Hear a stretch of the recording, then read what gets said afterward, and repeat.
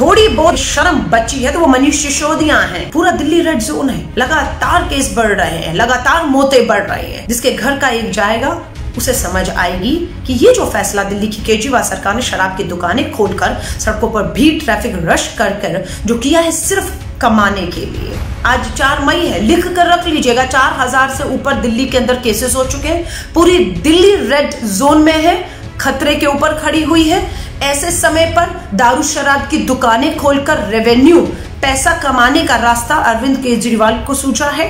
अरे IRS है ना, इनकम टैक्स ऑफिसर रहे, कमाई का कोई और साधन नहीं था। मैं आप सभी से कहूंगी, शराब की दुकान अभी खुले हुए कुछ घंटे नहीं हुए, दिल्ली सरकार ने शराब की दुकानें खोली और लोग बिल्कुल सड़कों पर आ चुके हैं क्योंकि पैसा रेवेन्यू चाहिए। केजरीवाल जी संघी जुबान बोलते हैं, संघी डर गए हैं। जिस जोड़ी को वो ललकारते थे चुनाव में, उनसे डर गए और कहते हैं अरे अरे अरे अरे केंद्र सरकार कहां से लाएगी।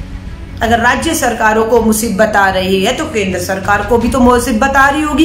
पैसा अगर हमारे पास नहीं है तो उनके पास भी तो नहीं आ रहा होगा टैक्स। बहुत आसानी से अरविंद केजरीवाल देश के प्रधानमंत्री मोदी और सरकार को बचा चाहते हैं क्योंकि संघी हो चुके हैं। वो ये नहीं पूछते अरविंद केजरीवाल जी कि आपने प्रधानमंत्री जी अपने 8,000 करोड़ का नया जहाज, हवाई जहाज खरीदा है, क्या उस पैसे को बचाया नहीं जा सकता था? लाइव टीवी, सच सबसे आगे। जय हिंद साथियों, मैं दिल्ली से अलका लांबा। जितने भी साथी जुड़े उन सबका स्वागत है। और आज लॉकडाउन 3 की शुरुआत हो चुकी है। हालात पहले जैसे नहीं लग रहे हैं, सारी तरफ ट्रैफिक है। कारण, सबसे बड़ा कारण शराब की दुकानों का खुल जाना है। दिल्ली का कोई भी आप शराब का ठेका और दुकान, सुबह से टेलीविजन में, न्यूज में तस्वीरें आ रही हैं कि भीड़ लगी हुई है, किसी डिस्टेंसिंग का ध्यान नहीं रखा जा रहा, किसी तरह का लोगों के मास्क नहीं है, ग्लव्स नहीं है। और सरकार का कहना है, दिल्ली के लोगों से, खास तौर से मेरा ये आज का जो बात है वो दिल्ली के लोगों को मैं कहूंगी। हालात पूरे देश में हो सकता है ऐसे हो, पर मैं दिल्ली से हूं, दिल्ली मेरी है, इसलिए मेरी पहली जिम्मेदारी दिल्ली के लिए बनती है। और दिल्ली सरकार से मैं पूछना चाहती हूं, मनीष सिसोदिया जी का बयान है, दिल्ली के वित्त मंत्री हैं, उन्होंने स्वीकार कर लिया है कि दिल्ली की सरकार के खजाने मात्र 1 महीने में, सिर्फ 1 महीने में खाली हो चुके हैं। उन्होंने कहा हमें कर्ज लेना पड़ सकता है। ये दिल्ली की केजरीवाल सरकार के मनीष सिसोदिया जी का इंडिया टुडे आज तक में दिया गया बयान है कि हमारे खजाने खाली हो गए मात्र 1 महीने के लॉकडाउन में। हमें कर्जा लेना पड़ सकता है, हमें जनता के पास जाना पड़ सकता है। जनता के पास जाकर क्या करेंगे आप? मालूम है क्या करेंगे? जिसका कांग्रेस पुरजोर विरोध करेगी। अगर जनता के बीच में जाकर इन्होंने ये कहा कि आपके चुनाव से मात्र हमने कुछ दिन पहले जो बिजली के बिल माफ किए थे, 200 यूनिट बिजली माफ की थी, उसे हम हटा रहे हैं। अगर ये कहा तो कांग्रेस सड़कों पर दिखेगी। अगर ये कहा, चुनाव के लिए, वोट के लिए कहा था कि पानी मुफ्त है, उस पानी को मुफ्त हम हटाने जा रहे हैं। जिन हमारी बेटियों को बसों में चुनाव से कुछ दिन पहले मुफ्त की टिकट बांटी थी और वो टिकट खत्म करते हैं तो कांग्रेस विरोध करेगी।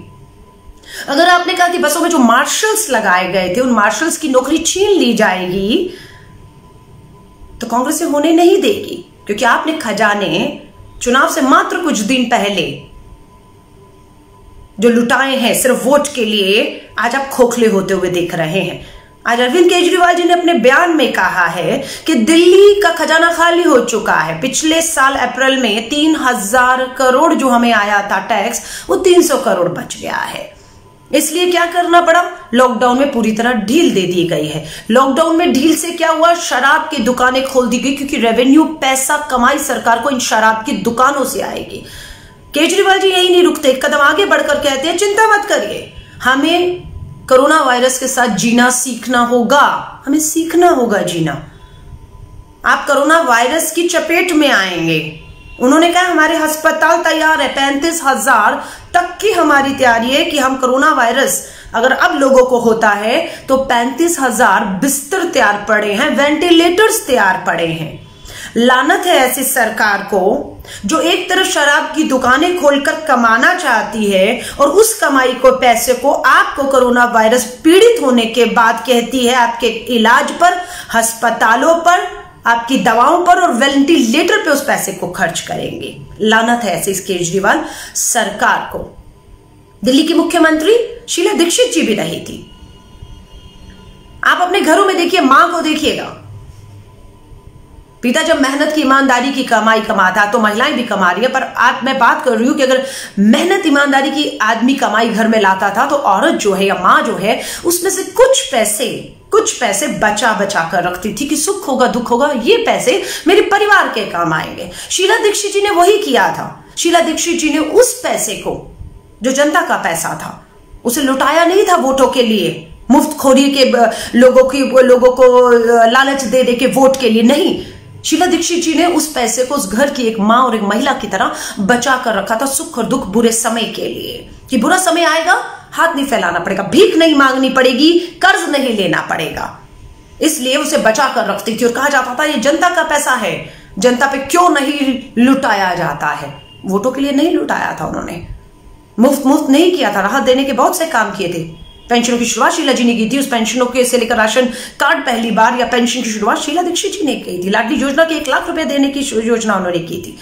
आज केजरीवाल जी कहते हैं 70 सालों में हेल्थ इंफ्रास्ट्रक्चर पे खर्च नहीं हुआ, जो कि उन्होंने ही किया है।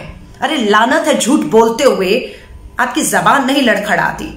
जिस LNJP अस्पताल में आप इलाज करवा रहे हैं, जिस गुरु तेग बहादुर अस्पताल, दीनदयाल हॉस्पिटल, आपका ऑल इंडिया मेडिकल इंस्टीट्यूट, आपका सफदरजंग, आपका विलिंगडन हॉस्पिटल, किसकी देन है 70 सालों में? अगर हेल्थ इंफ्रास्ट्रक्चर पे सरकारों ने खर्च नहीं किया था 70 सालों में, तो ये जो इलाज हो रहे हैं आज, ये कहां हो रहे हैं अगर इन अस्पतालों में नहीं हो रहे?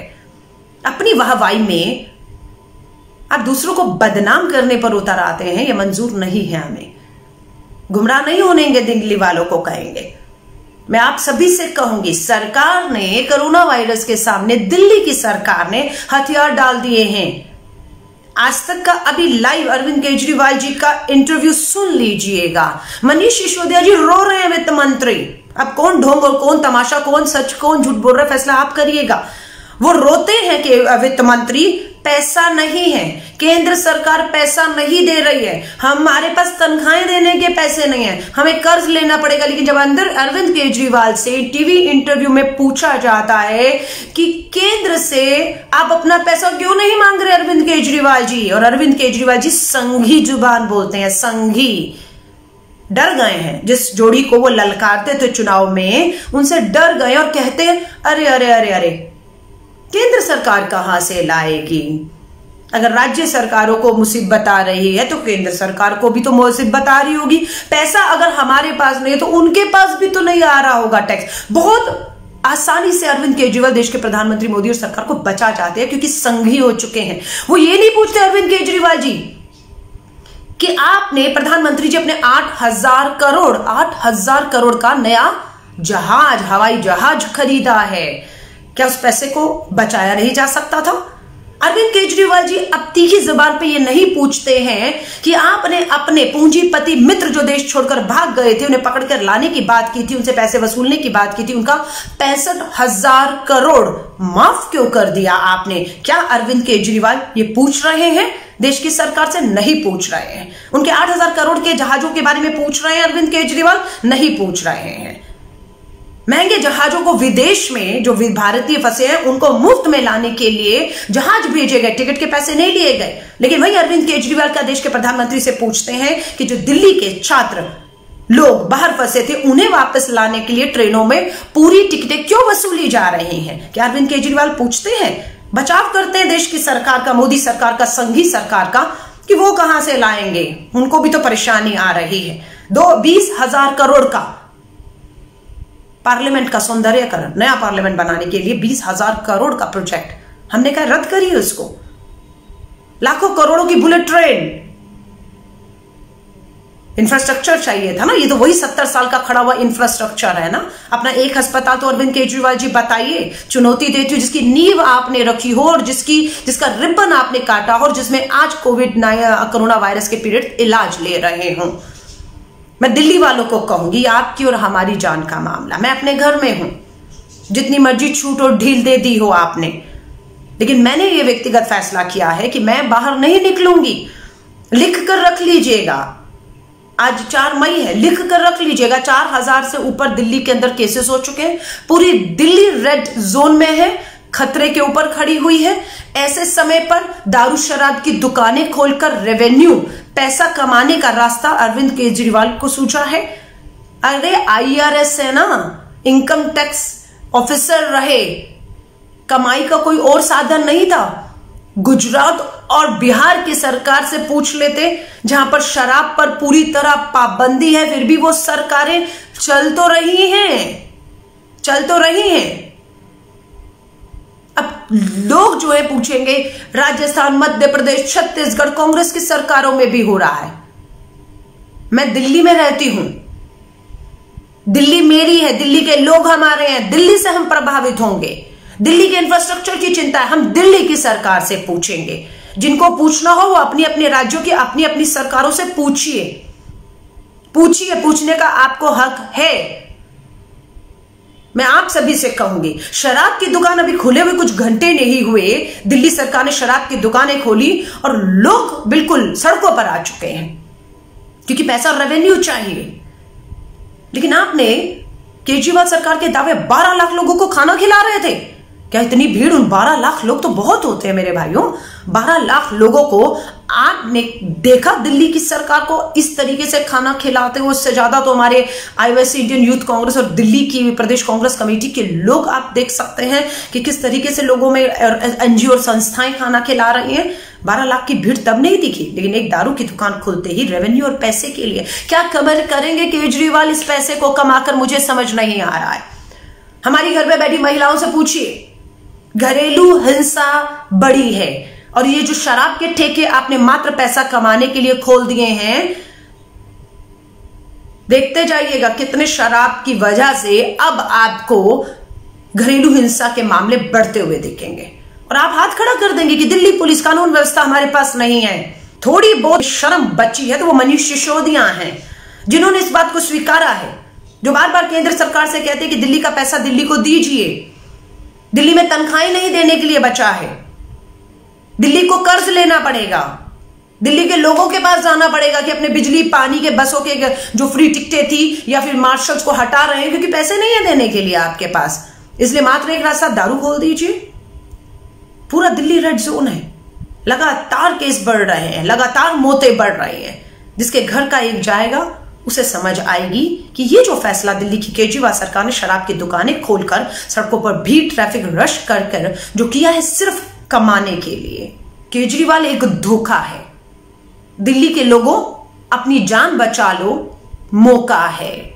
दोबारा दोहरा रही हूं, केजरीवाल धोखा है। दिल्ली के लोगों, अपनी जान बचा लो, मौका है। मत निकलिए घरों से, मत निकलिएगा घरों से। आवाज उठाइए कि दिल्ली के अंदर सारी शराब की दुकानें, सरकारी ठेके पूरी तरह बंद होने चाहिए।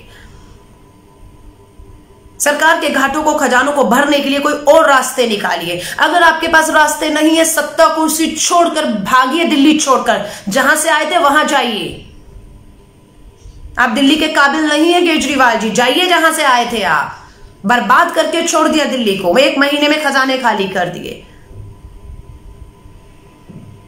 मैं दिल्ली के लोगों से कहूंगी, इस वीडियो को वायरल करिएगा, क्योंकि मेरी आवाज दिल्ली के जितने भी आज लॉकडाउन में ढील देने के बाद शराब की दुकानें, ठेके खोले गए हैं, लोगों की जिंदगियों को जिस तरीके से मौत में धकेला जा रहा है मात्र कुछ पैसों और रेवेन्यू के लिए, मैं उसका पुरजोर विरोध करती हूं। जो मेरे साथ खड़े हैं, इस वीडियो को ज्यादा से ज्यादा शेयर करें ताकि हम केजरीवाल सरकार के ऊपर पूरी तरह से दबाव बना सके कि दिल्ली के अंदर लॉकडाउन के नियमों का कड़ाई से पालन करते हुए दूसरे रास्ते रास्ते आपको खोजने होंगे, लेकिन शराब के, दारू को, ठेकों को आपको बंद करना होगा। और दिल्ली के लोगों से हाथ जोड़कर कहूंगी, अपनी जिंदगी को खतरे में मत डालिए, क्योंकि दिल्ली की केजरीवाल सरकार ने पूरी तरह से कोरोना वायरस के सामने हथियार डाल दिए हैं, ये कहते हुए कि हमें कोरोना वायरस के साथ जीना सीख लेना है। हमारे अस्पताल वेंटिलेटर्स तैयार हैं आपको वहां तक पहुंचाने के लिए। आप घर से निकल के शराब की दुकानों के बाहर खड़े होइए, शराब पीजिए, शराब खरीदिए, ताकि दिल्ली की केजरीवाल सरकार के पास रेवेन्यू आ सके। मैं इसका विरोध करती हूं। लाइव टीवी, सच सबसे आगे।